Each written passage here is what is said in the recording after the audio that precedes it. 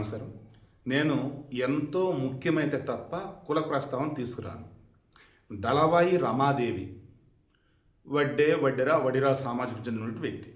ఆమెని గవర్నర్ కోటాలో ఈరోజు తెలుగుదేశం పార్టీ ఎమ్మెల్సీగా సెలెక్ట్ చేశారు. ఎప్పుడైతే అది నేను విన్నానో నిజంగా కూటమి ప్రభుత్వం సూపర్ కదా అనిపించింది. ఎస్పెషల్లీ ఆమె ఎంపిక లోకేష్ గారట, శభాష్ అనిపించింది. ఎందుకు ఈ మాట అంటున్నానంటే, బాగా గుర్తుంటే 2019-24 మధ్యకాలంలో ఈ వడ్డెర సామాజిక చెందినటువంటి వారిని ఈ వైసీపీలు ఎలా వాడారంటే, ఈ వైసీపీ వచ్చే దౌర్జన్యాలకి వారిని ముందు పెట్టి వాడేస్తారు. మాచర్లలో ఆ రోజు బోండ ఉమ ఇంకో 2-3 ఉండే వారిని పెద్ద దూరం లాంటివి తీసుకొని కారు పగలగొట్టి మరి చంపోయింది ఆ వడ్డెర సామాజిక చెందినటువంటి వ్యక్తి. ఆ తర్వాత మాచర్ల మున్సిపాలిటీలో సమ్మేద పదవి కూడా ఇచ్చినట్టున్నారు. ఆ తర్వాత ఈ నాగార్జున టోల్ గేట్ ఉందా, అక్కడ టోల్ గేట్ దగ్గర ఫీజు కట్టాలి. ఫీజు కట్టకుండా టోల్ సిబ్బందితో పెద్ద గొడవ కొడతం కూడా జరిగిపోయింది. అసలు నానా రభస అయిపోయింది. అదైతే అక్కడ ఏంట్రా అంటే, వాళ్ళు వడ్డెర కార్పొరేషన్ సంబంధించి ఆమె ఇంకా ప్రమాణ స్వీకారం చేసినట్టు లేరు. అప్పుడు ఆమె అక్కడ ఇష్యూ అక్కడ కూడా బ్యాడ్గా చూపించేశారు. ఇక రాష్ట్రం 2019-24 మధ్య కొన్ని చోట్ల కేసులు నమోదవుతుంటే హత్యలు కావచ్చు, గొడవలు కావచ్చు, అదే సమాజం కూడా హైలైట్ చేశారు. నాకైతే అసలు ఇదేంట్రా, హైదరాబాదులో నాకు తెలిసినటువంటి కొంతమంది మాట్లాడుతున్నప్పుడు బిల్డర్లుగా ఉంటూ, కొంతమంది పెద్ద బిజినెస్ చేస్తూ, కొంతమంది మైనింగ్ కాంట్రాక్ట్లో ఉన్న వాళ్ళు ఎవరంటే ఇదే సామాజిక వర్గం. పద్మారావు ఆయన సికింద్రాబాద్ ఎమ్మెల్యేగా ఉండే గతంలో. నేను ఎట్నెస్ రిపబ్లిక్ ఛానల్లో ఉన్నప్పుడు ఆయనకు సంబంధించి ఒక డాక్యుమెంటరీ చేయాలి. వడ్డెర బస్తీ అని ఉంది, మన ఉస్మాన్ యూనివర్సిటీ ఆపోజిట్ ఉంటుంది, మాణికేశ్వర నగర్ అంటారు. ఆడికి వెళ్ళి వాళ్ళ స్థితిగతులకు సంబంధించి ఒక చిన్నపాటి ఇంటర్వ్యూ లాగా డాక్యుమెంటరీ అనమాట వెళ్ళా. అసలు ఏరియా చూసిన ఒక్కొక్కరు కదిలించిన గుండె తరుక్కుపోయింది నాకైతే. బిల్డర్లుగా ఉంటూ ఉన్నటువంటి వాళ్ళు ఎక్కడ, ఇంత దారుణంగా పేదరికంలో ఉన్న వీళ్ళు ఎక్కడ, అండ్ వాళ్ళకున్న బ్యాడ్ హ్యాబిట్స్ రకరకాలు, ఒకే కులంలో ఇంత తారతమ్యం ఏంటని అప్పుడు నా తర్వాత తెలిసింది. లేదు కపిలేంద్ర గజపతి వాళ్ళ యొక్క వంశీలు వడీరాజులు, అక్కడి నుంచి వచ్చినటువంటి కొంతమంది వచ్చేసి వడ్డెర లైక్ ఇలా ఉండిపోయినారు. బట్ అందరూ కలగలిపి ఒకే కమ్యూనిటీగా ఉంచున్నారు, దానివల్ల ఈ తారతమ్యాలు అన్నారు. మరి మొన్న లోకేష్ గవర్నమెంట్, కూటమి గవర్నమెంట్ వచ్చాక ఈ వడ్డెరలకి మైనింగ్ కాంట్రాక్ట్లో ఎంతో పర్సంటేజ్ ఇచ్చున్నారు, మైనింగ్ లీజులకు సంబంధించి. ఆబ్వియస్లీ అది కూడా ఈ ముగ్గురు ఈక్వల్గానే షేర్ చేస్తున్నారు, లేదంటే డబ్బున వాళ్ళు ముందుకు వెళ్తారు, అంతా బాగానే ఉంది. నేను ఈ వీడియోని మెయిన్ మెన్షన్ చేయదలుచుకుంది ఏంటంటే, నేను గతంలో కూడా మా ఊర్లో చెక్ చేసిన కొంతమంది ఫ్రెండ్స్ ఉంటే, అండ్ అంతకుముందు కొన్ని సురవరం ప్రతాప్ రెడ్డి గారి ఆంధ్ర సాంఘిక చరిత్ర అని ఉంటుంది, అందులో వీళ్ళ ప్రస్తావన కూడా వచ్చింది అనమాట. ఈ వడ్డెర సామాజిక వర్గం సంబంధించి, వడ్డెర సామాజిక వర్గం సంబంధించి వీళ్ళు ఎలా కష్టపడింది, ఎలా గొప్పగా ఆంధ్రుల్లో భాగమైంది మొత్తం వస్తుంది. అటువంటి వాళ్ళు ఈరోజు ఇంటర్ ఎలా ఉన్నారు అని. ఈవెన్ అంతకుముందు స్టోట్పురం దొంగలని అంటూ ఉండేవారు. అప్పుడు కానీ బ్రిటిష్ కాలం నాడు కొన్ని కులాలని వీళ్ళు సమాజంలో ఏ జరిగినా వాళ్ళనే బ్లేమ్ చేస్తుండేవారట. అలా ఉన్నప్పుడు కొన్ని చోట్ల పాపం ఈ కులస్తులు ఉన్నారు. ఇలా చెప్పుకుంటూ పోతే రాజకీయంగా వీళ్ళని వాడుకుంటూ ఉన్నారు తప్ప వీళ్ళకి ఏ రోజు పదవులు ఇచ్చింది లేదు ఎవరు కూడా.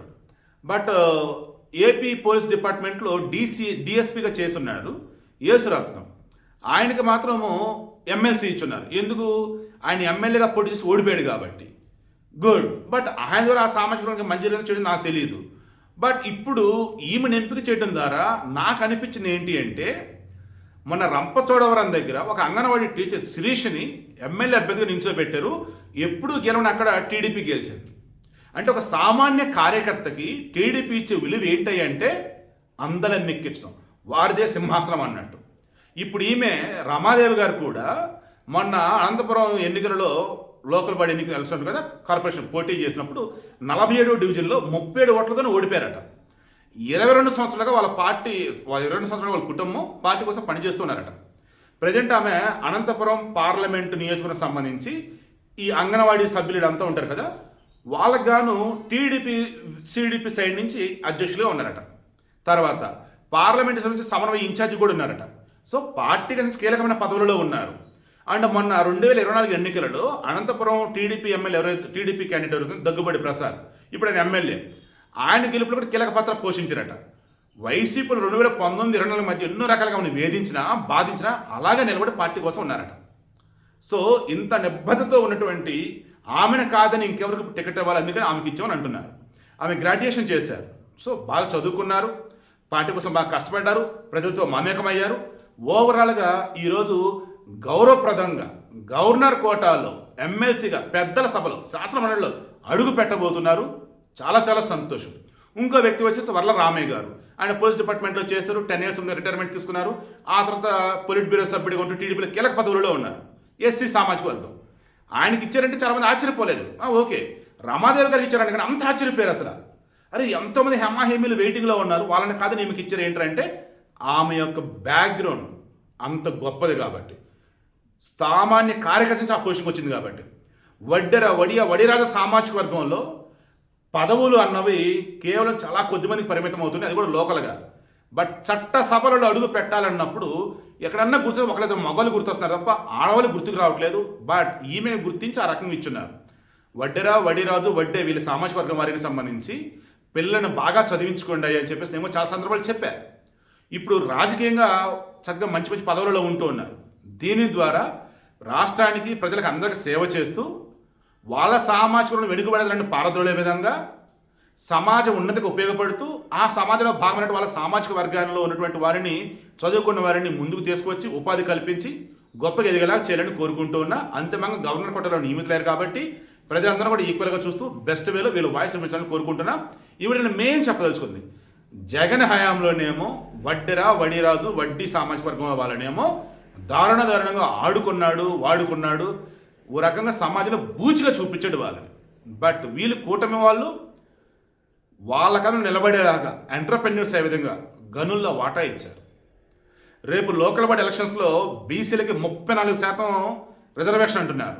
అందులో చాలా వరకు వీళ్ళకి వస్తాయి. ఎందుకంటే నేను మొన్న ఒక స్టడీ చెక్ చేశాను.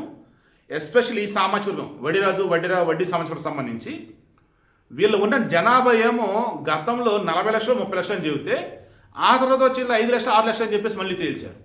లక్షల్లో ఉన్న జనాభాలు ఎట్టిల్లి పేరు ఏంట్రా బాబు అంటే కనీసం లెక్కల్లో కూడా వాళ్ళు తీసుకోవట్లేదు అనమాట. ఎందుకు అంత దారుణంగా ఏంటంటే అందులో బాగా డబ్బున్న వాళ్ళు, చదువుకున్న వాళ్ళు ఇవేం పట్టించకుండా ఎదిగిపోయారు. ఇంకా మిడిల్ క్లాస్ ఉన్నటువంటి వాళ్ళు ఏదో పని చేసుకుని బతికేస్తున్నారు. ఇంకా పాపం పేద రకంగా ఉన్నటువంటి వాళ్ళు ఏమో మనకెందుకు ఇవన్నీ అని చెప్పేసి నార్మల్గా ఉంటూ ఉన్నారు. ఇటువంటి సామర్థ్యాలు ఇంకా ఉన్నాయండి. వాటిని కూడా గుర్తించి వారికి కూడా తగు రీతిలో చట్టసభలో స్థానం కల్పించాలని, వారి యొక్క సామాజిక వర్గాలకి రాజకీయ పదవులలో వారు ఉండి రాజకీయానికి వన్నె తెచ్చే విధంగా, సమాజ స్థాపన కోసం నడుం బిగించే విధంగా కూటమి ప్రభుత్వం ఉండాలని మనస్ఫూర్తి కోరుకుంటున్నా. రమాదేవి గారికి మనస్ఫూర్తిగా శుభాకాంక్షలు తెలుపుతూ ఉన్నాను. ఇందులో మెయిన్ నేను హైలైట్ చేసింది మర్చిపోయాను. ఛత్రపతి సినిమాలో వాళ్ళు ఎక్కడో శ్రీలంక నుంచి వస్తారు, కాంతి సీకర్ అన్నట్టు సంథింగ్ అలా వస్తారు. వైజాగ్ పోర్టెళ్ళు బ్రతుకుతూ ఉంటారు. కష్టపడేది వాళ్ళే, అన్నీ చేసేది వాళ్ళే. కానీ వారిని వాడుకుంటూనే ఉంటారు. చివరికి ఆ కన్నీళ్ళు మండాయి అంటూ ప్రభాస్ రూపంలో తిరగబడితే అప్పుడు ఆ విలన్ చచ్చిపోయాక ఇంకొకడు ఉంటాడు, వాడొచ్చి అంటాడు నాకొద్దు, నీకేం కావాలో అడుగు అంటాడు. నాకేమవుతుంది, నా పోటీరా చాలు అంటాడు. ఇది తిరగబడకుండా వాళ్ళు కష్టపడి పని చేస్తున్నారు, బట్ వాళ్ళకి అందాల్సింది అందట్లేదని గుర్తిస్తే అది ఈరోజు కూటమి ప్రభుత్వం చేసింది. వాళ్ళు తిరగబడరు, కానీ వాళ్ళకి హక్కు ఉంది, వాళ్ళకి ఇవ్వాల్సింది మనం చాలా ఉంది, ఇస్తున్నారు. సో అర్థమైందని కోరుకుంటున్నా. మరలా చెప్తున్నా, చాలా రోజులుగా ఇదే చెప్తున్నా, ఇప్పటికి ఇదే చెప్తున్నా. మీరు ఏ కులస్తులైనా కానీ, రెడ్డి, కమ్మ, నాయుడు, వెలమ, వడ్డిర, యాదవ, మాల, మాదిగ ఏదైనా కానీ ఒక జర్నలిస్ట్ని ఇలా చెప్పకూడదు.